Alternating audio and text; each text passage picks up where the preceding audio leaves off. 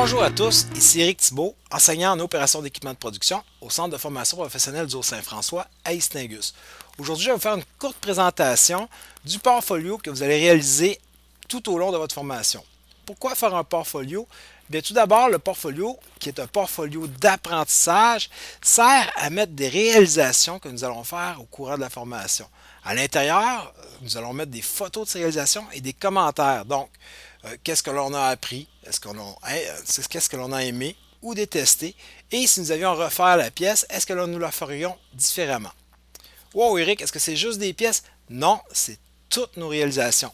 Par exemple, si vous avez fait des apprentissages en mathématiques qui sont significatifs, bien, on peut prendre une photo de ces apprentissages-là, les mettre là et peut-être écrire j'ai appris à calculer différents triangles qui me servent à fabriquer tel type de pièce.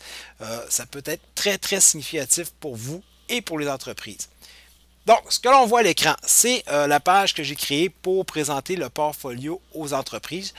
L'adresse de cette page-là, je vais la donner aux entreprises que je vais visiter. Donc, si on regarde ici dans le coin droit, c'est caché, je vais le mettre ici. J'ai l'accueil, j'ai les différentes compétences, le centre de formation professionnelle, les différents portfolios et les contacts. Donc, je vais vous présenter chaque onglet tranquillement, mais il y a un coin qui est caché par ma petite face, je le sais. Donc, tout d'abord, je commence à présenter le portfolio aux différentes entreprises avec des photos et des vidéos qui sont accessibles aux employeurs. Ensuite, je présente les différentes compétences que vous allez avoir à étudier tout au courant de l'année aux entreprises. Une courte présentation du centre et bien sûr les portfolios. Ici, j'en ai un portfolio. Clic, il rouvre. Ici, j'ai mon portfolio qui est réalisé par un étudiant.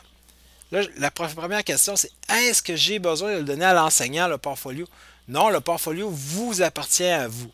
Par contre, pour le mettre sur notre site, je dois m'assurer qu'il correspond bien aux valeurs du centre. Bon, le portfolio, l'adresse que vous allez avoir de votre portfolio, vous allez pouvoir la prendre et la mettre directement dans votre CV et votre lettre de présentation. C'est votre plus belle carte de visite. Donc, le portfolio d'étudiants est réalisé en 4 étapes vraiment importantes. La première, c'est l'accueil. Où est-ce que vous allez mettre votre lettre de présentation que vous allez réaliser dans la compétence d'informatique. Donc, on met notre lettre de présentation.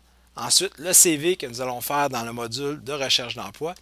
Et ensuite, le nerf du portfolio, donc vos réalisations.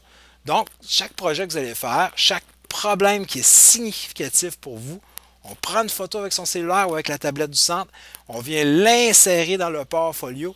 On écrit ce que l'on a appris, ce que l'on a aimé, ce que l'on a détesté.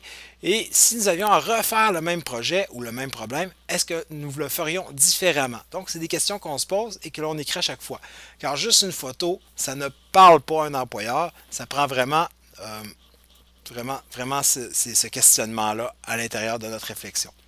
Ensuite, on peut mettre un onglet qui est passe-temps, qui sert à se présenter un peu plus personnellement aux employeurs. Ce n'est pas supposé être l'anglais qui vous prend le plus de temps. Ça paraît complexe, ça paraît énorme. Est-ce que c'est long? Non, le portfolio que vous voyez présentement a été réalisé par un étudiant sans les capsules que je vais vous présenter à la suite de celle-ci.